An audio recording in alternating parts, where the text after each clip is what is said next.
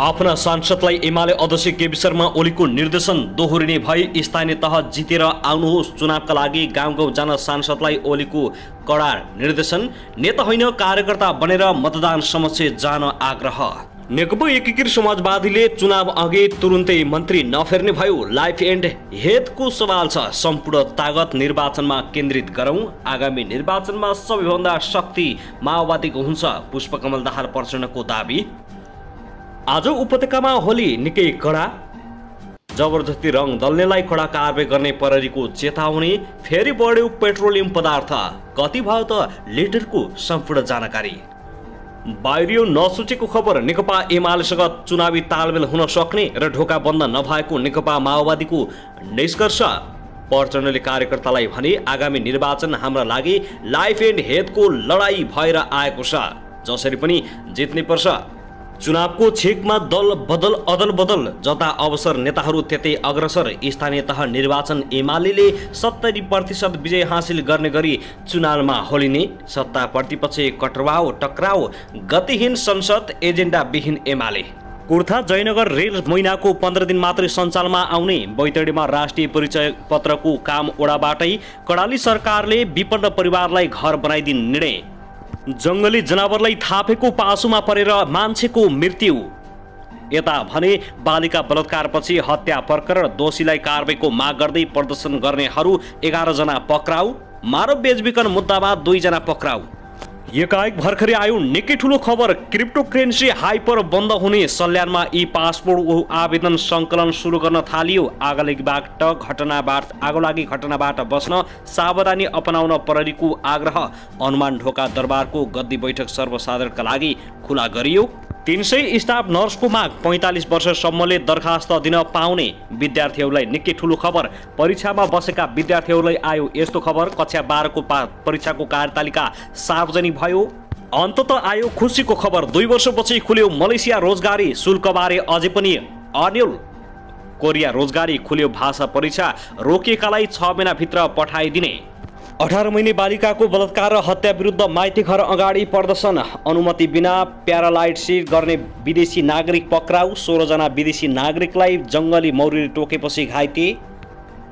र अझै पनि रोकिएन भारतीयको ज्यादती। महाकाली नदीको नदीजन्य पदार्थ उत्खननमा 1.5 करोड गोलमाल। अख्तियारले थाल्यो छानबिन। राहदानी विभागमा सधैँको शास्ति। पासपोर्टका लागि आधा रातिदेखि लाइनमा। अब हेर्नुहोस् पुरा समाचार।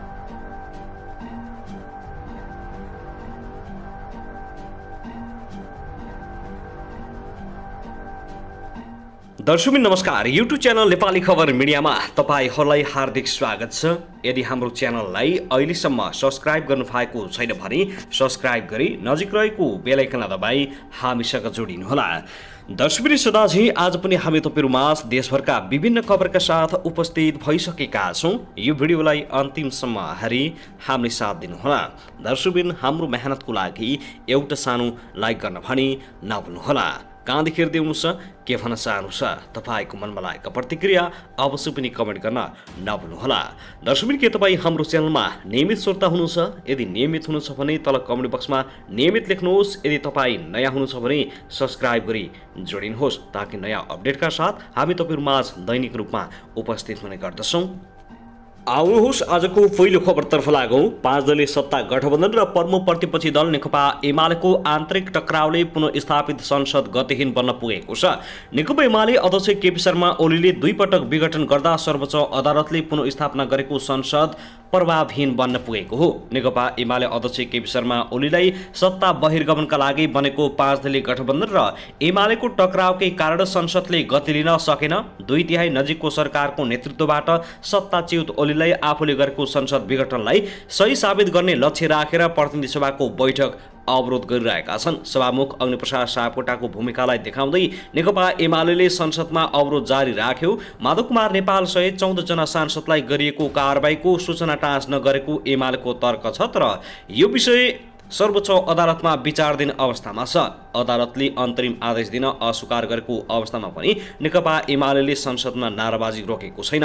महत्त्वपूर्ण विधेयक संसदमा थन्किएको अवस्थामा सरकारले मङ्गलबार सङ्घीय संसदका दुवै सदनको अधिवेशन अन्त्य गरेको छ। प्रतिनिधि सभाको 10औं अधिवेशनको पहिलो बैठक 2078 साल मङ्सिर 28बाट प्रारम्भ भएको थियो।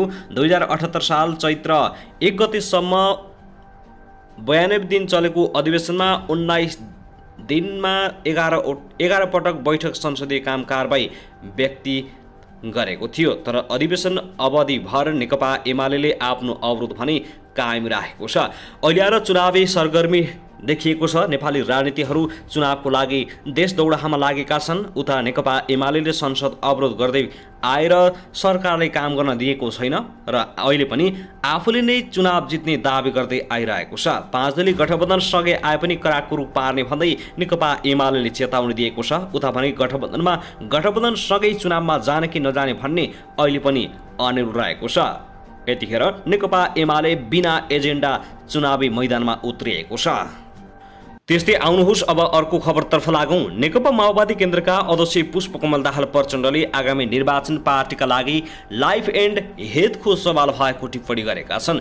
काठमाडौँको प्रज्ञा भवनमा आयोजित पार्टी प्रशिक्षण कार्यक्रमलाई सम्बोधन गर्दै माओवादीका अध्यक्ष प्रचण्डले भने, निर्वाचनमा अरू जालझेल र षड्यन्त्र गर्न सिपालु हुन्छन्, त्यसबारे हामी सचेत हुनुपर्छ।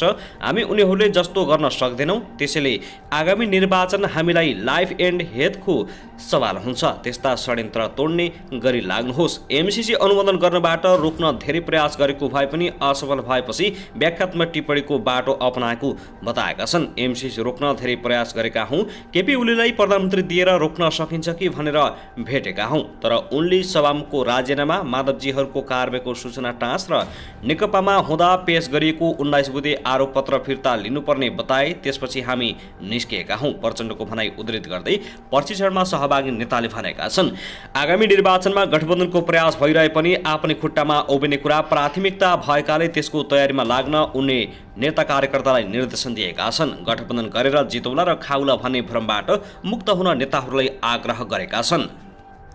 त्यसैगरी आउनुहोस् अब अर्को खबरतर्फ लागौं। लोकसेवा आयोगले 300 स्टाफ नर्सका लागि दरखास्त आह्वान गरेको छ। मन्त्री परिषदको निर्णय अनुसार नेपाल स्वास्थ्य सेवा जनरल नर्सिङ समूह 5औं तह स्टाफ नर्स पदका लागि 300 दरबन्दी तत्काल पदपूर्ति गर्न अनुरोध भए अनुसार विज्ञापन आह्वान भएको लोकसेवाले जनाएको हो। खुलामा 165 जनाको माग गरिएको छ। त्यस्तै महिलामा 45, आदिवासी जनजातिमा 36, मधेसीमा 29, दलितमा 13, अपाङ्गता 7 र पिछडिएका क्षेत्रमा 7 सिटको माग गरिएको छ।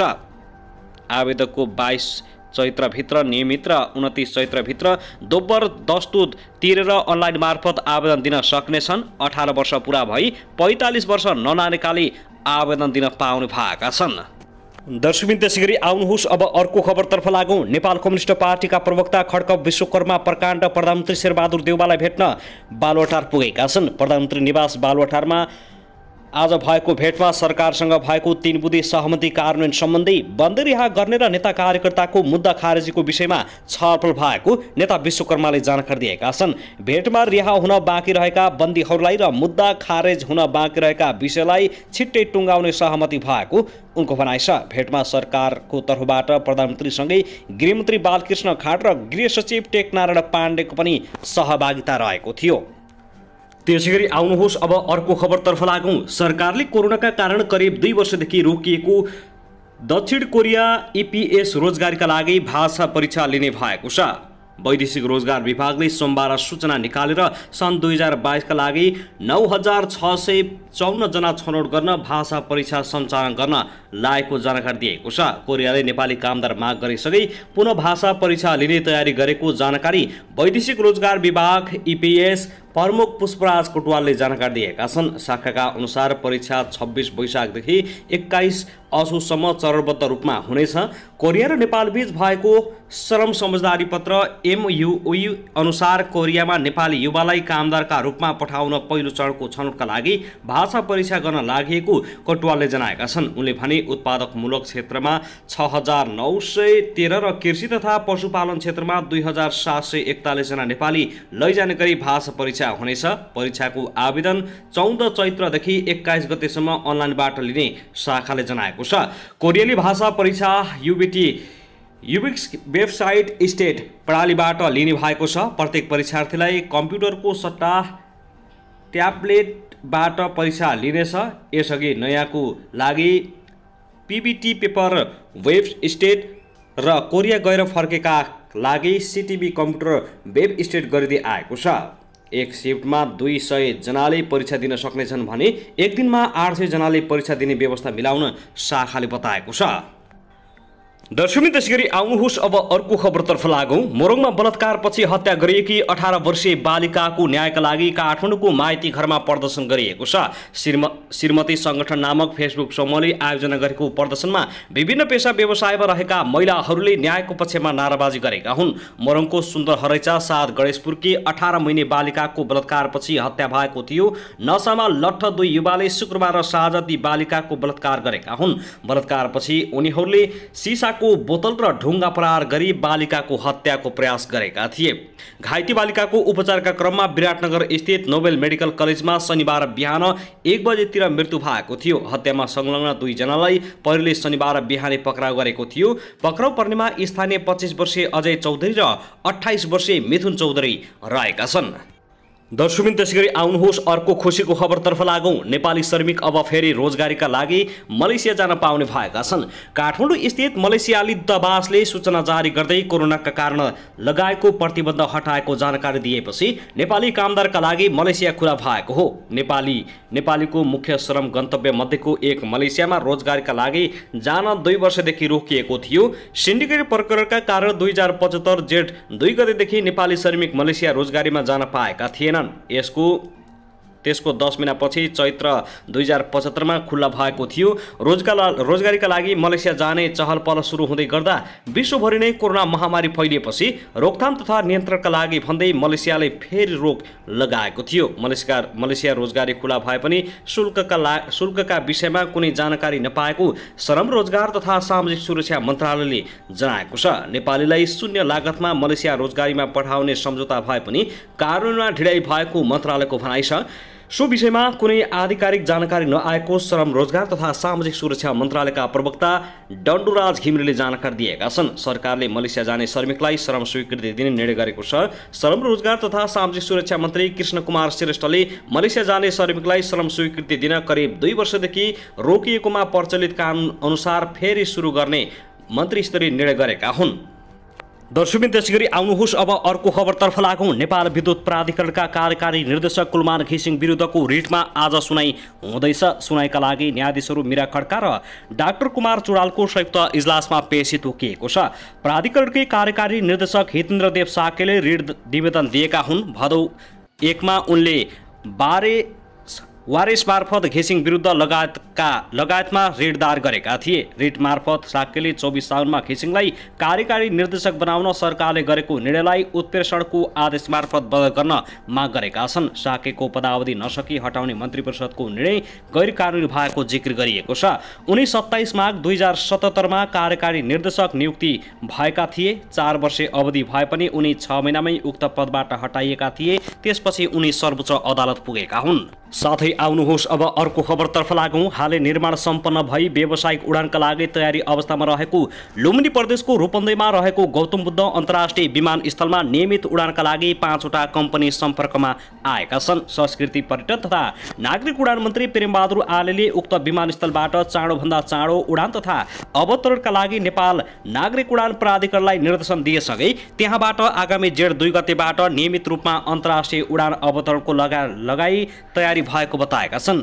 यहाँ उडानका लागि कुवेतको जजिरा, श्रीलङ्काको श्रीलङ्क, नेपाल वायुसेवा निगम, कतार एयरवेज, थाइल्यान्डको थाई इस्माइल वायुसेवा कम्पनी सम्पर्कमा आएको नेपाल नागरिक उडान प्राधिकरणले जनाएको छ। उक्त विमानस्थल सञ्चालनमा आएपछि धार्मिक पर्यटनसँगै खाडी मुलुकमा रोजगारीका लागि आउजाउ गर्ने यात्रुलाई थप सहज हुने भएकाले पनि तोकिएकै मितिमा विमानस्थल सञ्चालनमा ल्याउन मन्त्री आले लागि परेका छन्। अन्तर्राष्ट्रिय उडान तथा अवतरणका लागि विभिन्न कम्पनी सम्पर्कमा आएसँगै थप अध्ययनको कार्य सकेर उडान अवतरणका लागि अनुमति दिने नेपाल नागरिक उडानका प्राधिकरण महानिर्देशक इन्जिनियर दीपक कुमार अधिकारीले बताएका छन्। उनले भने भैरवा अन्तर्राष्ट्रिय विमानस्थलमा उडान अवतरणका लागि केही हवाई कम्पनी सम्पर्कमा आएका छन्। हामीले अध्ययन गरेर मात्रै अनुमति दिने तयारी गरेका छौँ।